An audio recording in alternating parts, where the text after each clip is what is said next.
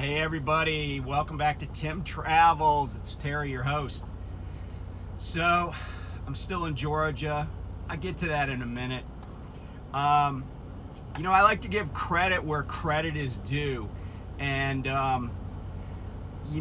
today, and again, I'll get to some of these details, but I kind of slept in, and then I got up and, I wanted to go get some breakfast. But it was pretty late because I was awake. I was just waiting for, I was kind of hanging in my truck just waiting for, instructions or, information I needed, communicating back and forth with the dispatch. But anyway, I finally go inside. I was at a Love's, and I finally go inside at it's like 10:45, maybe 10:49.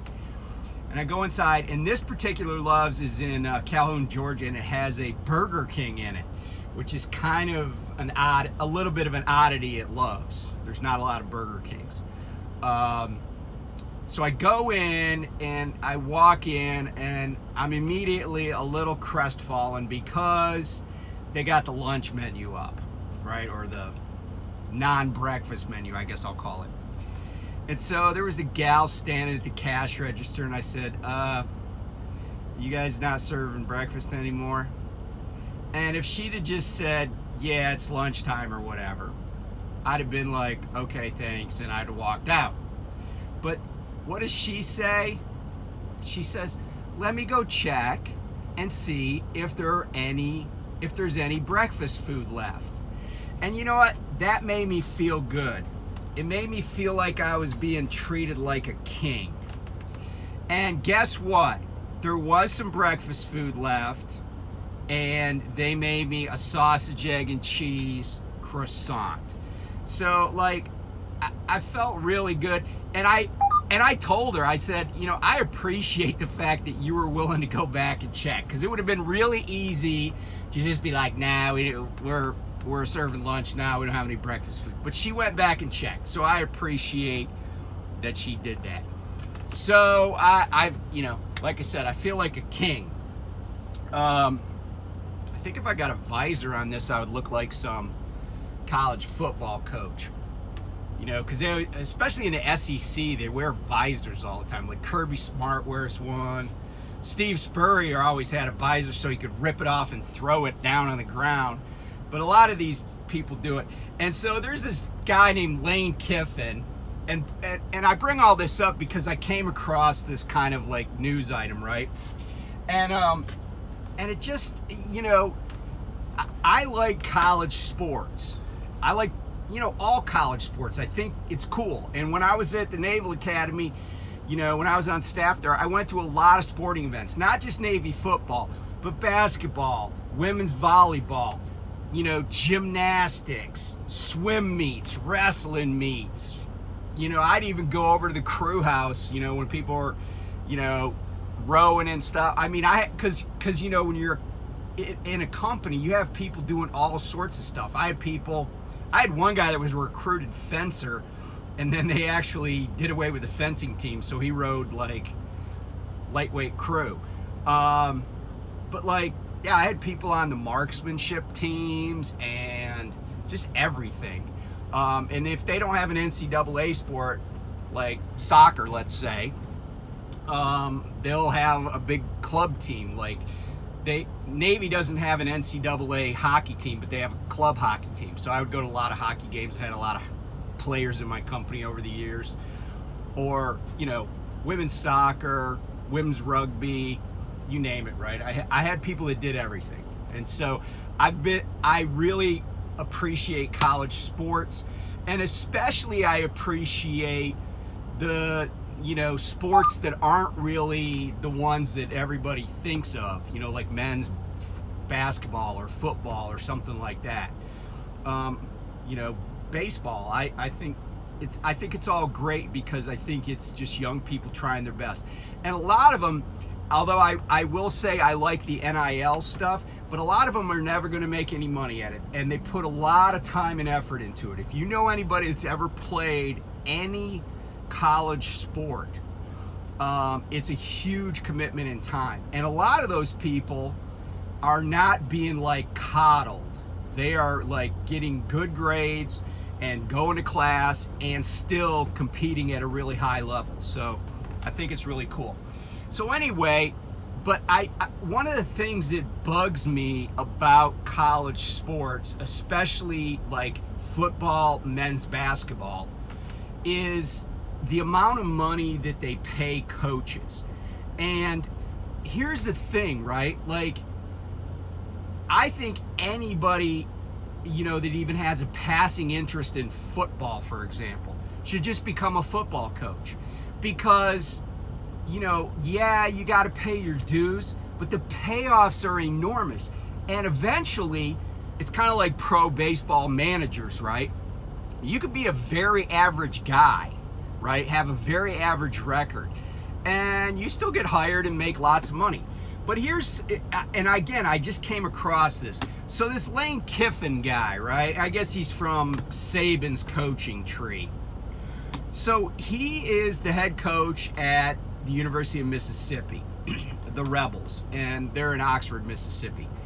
But apparently, just because, and I didn't really see it this season as much as I saw it in the last couple of seasons, where there was this like coaching arms race, where teams that were crap would worry that their crappy, average, mediocre coach was going to go to some other school and be crappy, average, and mediocre, would bolt. So they would like sua sponte, which means without being told to, give some guy an enormous extension and just give him more money when he wasn't even earning the money he was getting.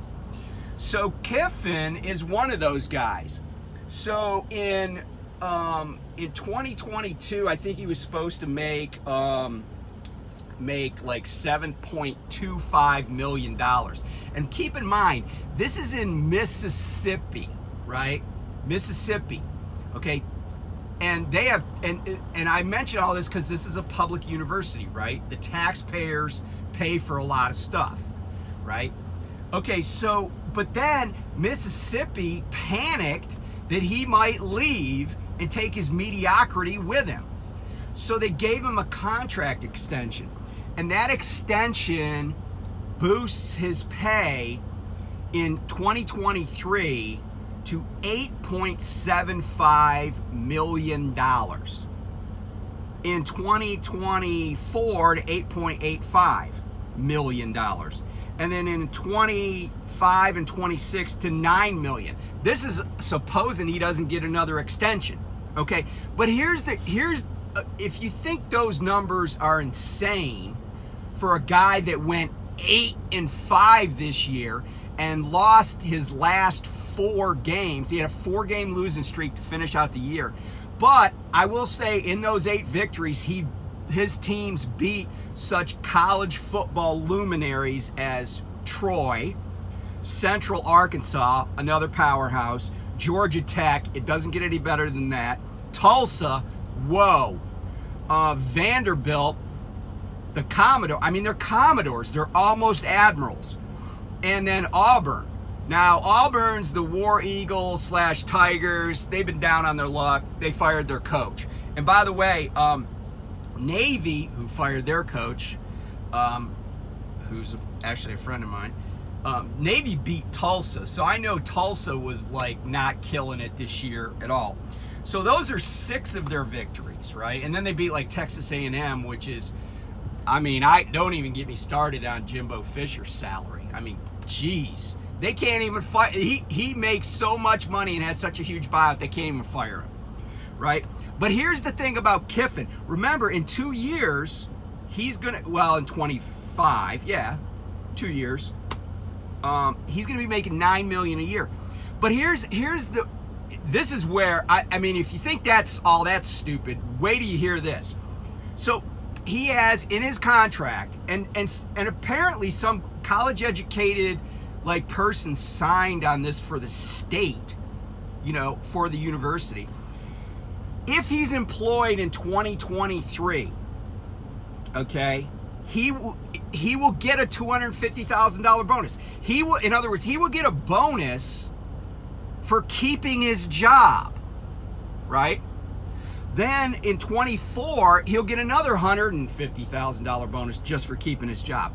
But also, he gets bonuses for, get this, SEC wins.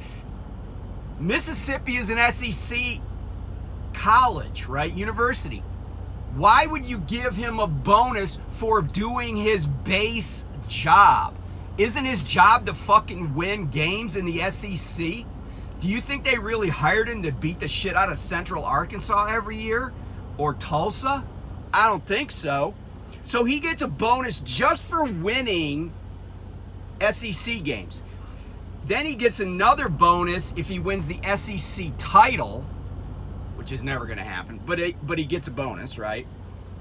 He gets a bonus if he's, or I take it back. He doesn't get a bonus just for winning the SEC title. He gets a bonus if they go to the title game. Like LSU went to the title game, lost to Georgia this year. So if he wins the SEC wins, SEC West, which he's in, then if he's the champ, he gets another bonus in the SEC, and he gets bonuses based on certain bowl games. So if he goes to the, like, I don't know, Foster Farms, the Foster Farms, Magic Mushroom Bowl or whatever, he gets some kind of bonus. But if he gets into the college football playoff, he gets a $500,000 bonus. If he wins in the first round, he gets a $750,000 bonus. And if he's the champ, like Georgia is, he would get a $1 million bonus.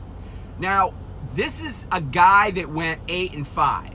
So my question is, I mean, it looks to me like going 8-5, he already is getting an enormous bonus because he's getting millions and millions and millions of dollars. But this isn't a state that's super where there's a lot of wealthy people, right? This is a state, so just to put this in perspective, just to show you how insane this is, right? The United States, and these numbers I think are about a year or two old, but I got it from a statistical atlas. But the U.S. has an median household income of $55,300 a year. The South region, again, it's broken up. We get a little bit more detail. The South region has an median household income of $51,200 a year. The East South Central, which is what the sub-region where Mississippi is, it's $44,700. Mississippi, the median household income is $40,500. $40,500. Median household, not person, household income, right? The average household is 3 people. In Oxford, Mississippi, where the University of Mississippi is located, the median household income is $33,800. How the hell does that guy even show his face in that city? Like, he must have to use DoorDash every stinking day and Instacart. Like, how could he even show his face in that town? I mean, and honestly, I like college football, but this is an abomination. It's an abomination. I mean, and I know sports boosters kick in a lot, rich people that went to the university, but still, it is just for even if you won a national championship, right? How does that help the people that have a median household income in that town of $33,800 a year? And let's just round up. What if it's 50,000? What if they're killing it right now and it's 50? How do you justify that, Mississippi? And that's not the only large public university there. I mean, they got a bunch of others. Crazy. This is the case everywhere. Like they gave James Franklin at Penn State a raise when he lost at home to Illinois. And I mean, it's like, who cares, right? Like, I mean, it's just out of control. Okay, so that's my rant. That's my social awareness rant for today. But it's also, it is of interest, right? It's like how skewed economics are in this country. So on this date in history, though, first recorded lottery in England in 1569. I don't know if anybody played the Mega Millions last night. Nobody won it. It's now officially Mega Billions. And then I think what's the other one? Mega Millions, Powerball. I think Powerball drawing is tonight. It's only a paltry, like, I don't know, what is it, 300 million and change. Be like, I ain't even playing. That ain't even worth my $2 play or whatever. So also on this day, though, I found this pretty interesting. There was a guy. He was an Italian American, and he was kind of an anarchist, but he really was he is a newspaper publisher and a labor organizer. And this guy's name was Carlo Tresca. And Tresca emigrated to the United States from Italy. And this guy was anti-fascist, anti-communist. But another thing that he was really opposed to the mafia, whether it was in Italy or the United States, having, inserting themselves in organized labor. And he was part of the IWW, which was the International Workers of the World, starting back in the 1910s. They staged a lot of strikes, some successful, some not. But here's the interesting thing, and this was in 1943, so he's living in the States by now, and you may know the story of Lucky Luciano, who's like, working with the U.S. government, greasing the skids, making sure ships get loaded for the war effort and everything. But Tresca is still a pain in the ass for the mafia, because he knew that mafia infiltration, racketeering was hurting individual workers. And there used to always be this joke about the mafia attacks in New York City. But anyway, on this date in 1943, January 11th, he was murdered in New York City. And he was murdered, if you know anything about the American Mafia, you may know of a guy named Carmine Galante. And Galante is the guy that killed Tresca. But, the saying, those who live by the sword die by the sword. Galante eventually, he was in the Bonanno crime family, one of the 5 families in New York. And he eventually becomes head of the Bonanno family. And, but he was not well liked by a lot of the heads of the other 5 families at the time. And this is in the late 70s. But he was supposedly being protected by these guys they called Zips. And Zips were Sicilians who were not, in fact, they didn't. A lot of them didn't even speak English, and he got them into the United States as his soldiers in his family. And the Zips were supposed to, he basically said, no one can do shit about me. I'm untouchable, right? Well, it turns out that he wasn't, and on July 12th, 1979, while he was having lunch, I think in Brooklyn, or maybe it was in Little Italy in Manhattan. I'd have to check. But anyway, a bunch of gunmen walk into that restaurant. They walk out on the patio, and they whack Carmine Galante and everybody else at this table. And there is a famous picture that was in the newspapers. You could probably look it up very easily. Somebody got on top of an apartment building that was right adjacent to this restaurant patio, and took a picture, basically looking almost straight down, and Carmine Galante's just sprawled out at the table. There's chairs knocked over, but Galante still has like a cigarette in his mouth, even though he got pumped full of lead. And it's kind of one of those iconic mafia murder things. But so I don't know if and I distinctly remember it. I was like, I had just finished my junior year in high school, so The Godfather had come out, so I was like I lived in New York, not New York City, but I was like, I'd read the New York Times and stuff. I thought, man, that was all kind of crazy, but kind of, in a way cool. So anyway, that's January 11th back in 1943. Tresca gets murdered by Galente. So I want to tell you this story, and this is why I like candy better than beer. So yesterday I was destined to pick up a beer load. So I go there, and of course, there's a big long line, scale in, then I have to scale the bobtail. And the reason this is all weird is because the other day, Lyle over at No Hippie Trucking and Transportation had a live broadcast, and a bunch of people were talking about, beer loads and stuff, different shippers that Prime does stuff for. And the consensus is Sierra Nevada is the best beer company to haul for. But by the way, Sierra Nevada's loads, if you've never hauled for them, are temp controlled. A lot of times we move kegs, and I made a trip one time with my first trainee from Asheville, North Carolina out to Chico, California, and that was paid well. But normally beer is dry load. It doesn't pay that well. So, but pickers can't be choosers right now, right?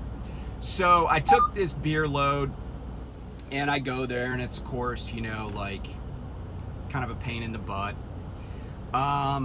So I drop my empty, and they're like, yeah, pick this trailer up, right?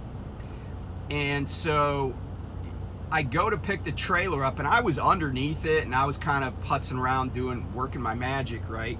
But for some reason, I wasn't in a big hurry. And so I kept, when I would slide the tandems and I'm trying to get the weights figured out and I'm checking my pins, and, I walked back and forth a few times and did a few circles around the trailer. Well, I guess on one of these times when I was going back to mess with the tandems, I took a really hard look at the rail, the trailer side rail, so on the bottom, on the left side as I walked by, and I was like, wait a minute, this thing is it wasn't like a big area, but the area that it was in was significant damage. And the rail, that bottom piece that's mounted on its side, basically, it was separated from the trailer floor, and you could see a little bit of insulation. And it was but it was a brand new damage, right? Because the aluminum that had been torn was shiny and everything. Sorry about the glare. So I was like, So I sent, so when I did my trailer pickup inspection, I said there was a problem. Then I sent a road assist note with pictures, and they're like, and this trailer of course is already loaded, and they're like, yeah, you can't move that trailer, or it's got to be transloaded and put into a roadworthy trailer. So if you've been to these places, there's electronic check-in, and you really deal with no one other than at security, right? So they're like, well, can you find somebody? And there's no shipping office. So I found a jockey, and what's he say to me? He's like, I said, hey, there's this trailer that's damaged. It needs to be transloaded. He's like, talk to Prime. I was like, yeah, Prime said to find somebody here. How's Prime going to get it So he was no help. So he's like, well, you have to talk to security. So I go around to security, and, these people are not making huge money. They're not Lane Kiffin.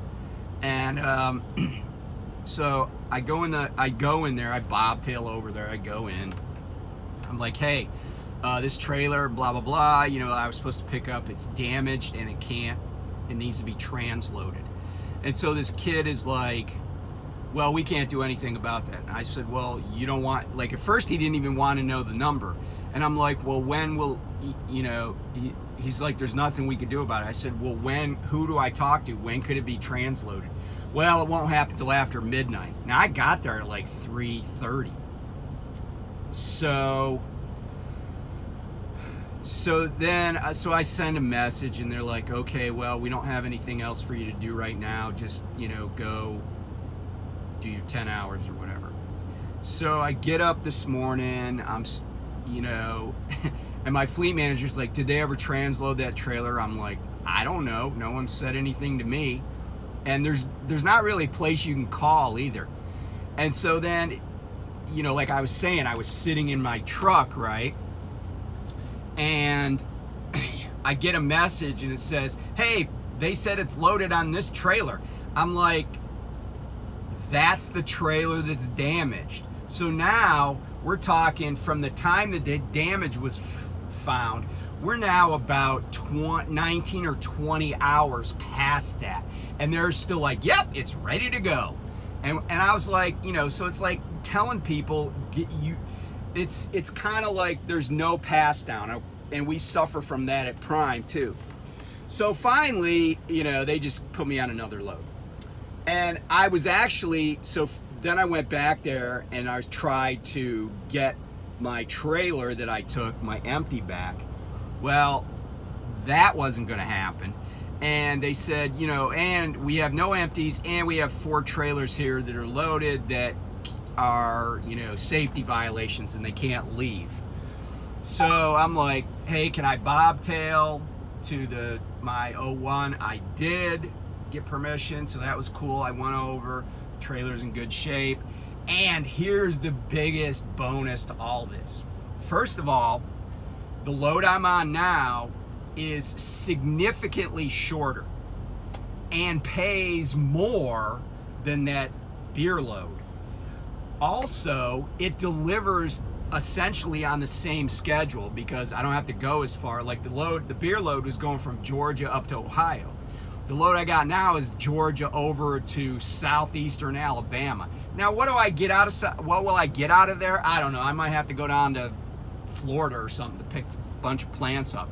But the difference in price is like, it's like, $1.25 versus like $3.75. It's this trip I'm on right now is a little under 300 miles, and it pays like almost $1,500. So it's not quite $5 a mile. So that's why I like candy more than I like beer. And that's why sometimes it's just better to be lucky than it is good. So I hope everybody's doing well. I'm actually sitting here with the AC running because it's that warm. And if you're in a place where it's not that warm, I feel your pain. So anyway, thanks for watching. Thanks for subscribing. Thanks for viewing. If you're thinking about coming to Prime, put a comment in the comments section, and I'll give you my driver code if I've influenced you, because I'm an influencer. Anyway, I appreciate everybody, and I'll talk to you soon. Bye.